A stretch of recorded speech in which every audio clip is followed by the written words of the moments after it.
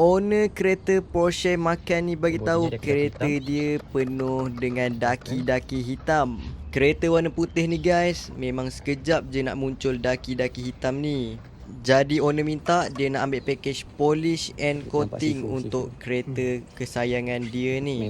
Jadi siapa pakai kereta warna putih guys? Cuba komen dekat bawah. Susah tak nak jaga kereta warna putih ni? Selepas je kita basuh guna whitening tadi, kita akan tape keseluruhan logo emblem kereta Porsche ni supaya tak ada berlaku cala dekat area yang sensitif. Untuk step polishing pula, kita akan hilangkan defect-defect seperti cala, watermark dengan daki-daki hitam yang masih degil.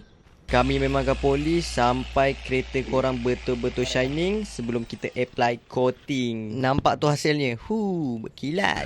Untuk package polish and coating kereta SUV biasanya ambil masa lebih kurang 5 ke 7 jam bergantung kepada defect kereta korang. Ini proses kita apply coating. Bila ada coating ni, daki-daki hitam susah nak muncul dekat kereta korang. Untuk package ni kami akan belanja juga korang coating semua cermin.